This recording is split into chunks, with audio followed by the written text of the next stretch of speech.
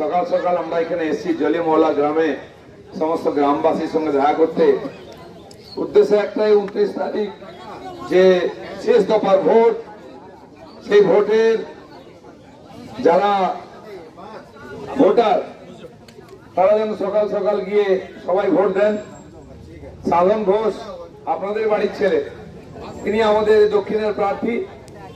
অনেকদিন আপনারা চাইছিলেন যে এরকম লড়াকু যুব নেতাকে, এবার সাধনদাকে জেতান যাতে কৃষ্ণনগর দক্ষিণের ব্যাপারে বিধানসভায় আওয়াজ তুলতে পারেন।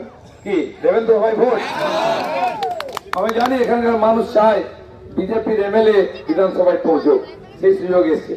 শুধু তাই নয়, নতুন সরকার বিজেপি সরকার আসবে, যে সরকার আপনার গ্রামে রাস্তার ব্যবস্থা করবে, জলের ব্যবস্থা করবে, বিদ্যুতের ব্যবস্থা করবে, পুলিশ প্রশাসনের ঠিকঠাক ব্যবস্থা করবে, গ্রামের স্কুলে মাস্টার আসবে, বাচ্চারা খালি মিড ডে মিল খেতে স্কুল যাবে না, পড়াশোনা করবে গরিবের বাচ্চা সব গ্রামের সরকারি স্কুলে।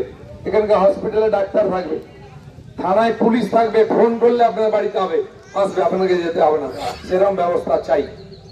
গুন্ডা ডাকাত বদমাইশ যারা দাপিয়ে বেড়াচ্ছে তাদেরকে ঠান্ডা করবে।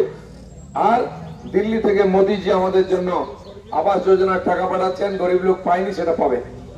শৌচালয়ের টাকা পাঠাচ্ছেন, পায়নি পাবে।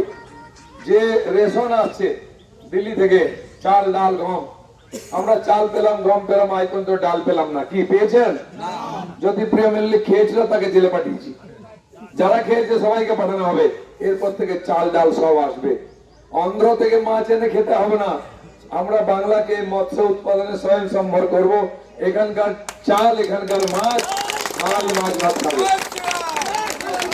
আপনার ছেলেকে চাকরি করতে মহারাষ্ট্র দিল্লি গুজরাট যেতে হবে না, আপনার ছেলে বাড়িতে থেকে ব্যবসা করবে, চাকরি করবে, বুড়ো বাবা মার সঙ্গে থাকবে, ছেলে বউ নিয়ে সংসার করবে। আপনি অসুস্থ হলে আপনার চিকিৎসা করবে ছেলে, আপনার সঙ্গে দুর্গা পূজা, কালী পূজা, দীপাবলি, দোল উৎসব পালন করবে, হোলি এবং মহরম ঈদও করবে।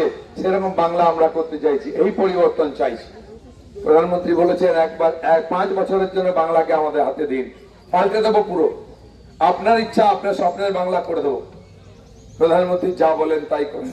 কাশ্মীর ঠান্ডা করেছেন, বিহার উত্তরপ্রদেশকে ঠান্ডা করেছেন, কারো দম নাই একবার চমকায়। সেদিন যোগী মহারাজ এসেছিলেন মুখ্যমন্ত্রী, কি বললেন? এই পাড়ায় এই মোড়ে যদি আপনার মেয়েকে কেউ ছেড়ছাড় করে, পরের মোড়ে তার হাত পা ভেঙে ঝুলিয়ে দেওয়া হবে। এটা আমিও বলে যাচ্ছি। এরকম প্রশাসন বাংলায় হবে, খালি উত্তরপ্রদেশে নয়। গুন্ডা ডাকাত খুঁজে পাবেন না। আজ তো